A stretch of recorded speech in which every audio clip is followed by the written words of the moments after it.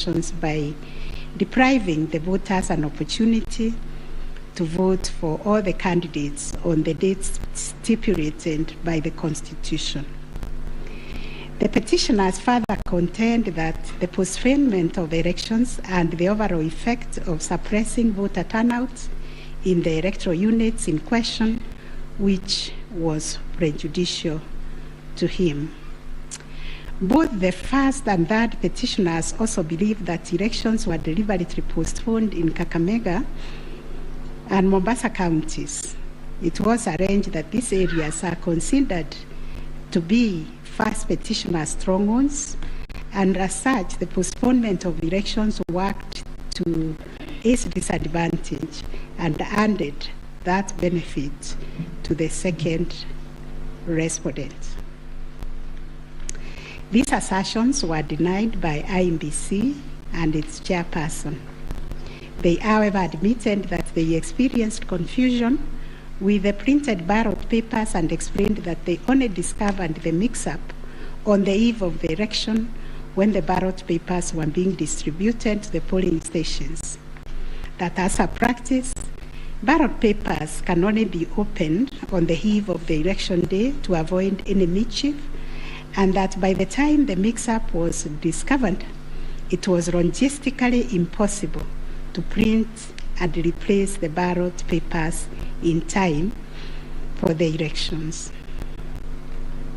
For this claim to succeed, it must be demonstrated first, IEBC had no authority in law to postpone the elections, and secondly, that the postponement was deliberate and calculated to suppress voter turnout so as to affect the result by reducing the petitioners' overall votes. We've looked at the provisions of Section 55B of the Elections Act, which provides for circumstances when elections can be postponed in a particular electoral unit, including in cases of emergency. We are therefore satisfied that on the basis of the foregoing provision, the third respondent and the requisite power to postpone election in the constituencies, counties, and wards in question. Concerning the allegation of voter suppression, we note that voter suppression is generally recognized as a political strategy which takes many forms, but whose practical effect is ultimately to reduce voting by deliberately discouraging or preventing targeted groups of people from exercising their right to vote and thereby to influence the outcome of an election. It therefore goes against the letter and the spirit of Article 38, which guarantees every citizen the right to make political choices based on universal suffrage.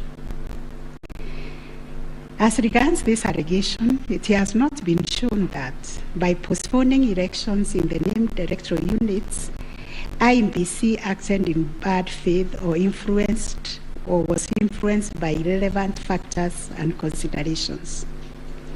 From the explanation tendered, we are satisfied that the postponement was occasioned by a genuine mistake, which in our view could have been avoided had the members and staff of IEBC been more diligent when they went to inspect the templates in Athens, Greece, where the printing of ballot papers was undertaken. In the absence of any empirical data, we cannot find a basis upon which to conclude, as a matter of fact or evidence, that the postponement affected voter turnout, as a consequence of which the first petitioner alone, as a presidential candidate, suffered disadvantage. At any rate, the nature of the ballot being an individual decision and secret, there may be other factors to which the turnout in the named units can be attributed. From the evidence on record, however, it appears to us that 2022 general election recorded one of the lowest turnouts since the introduction of multi-party political systems some 30 years ago.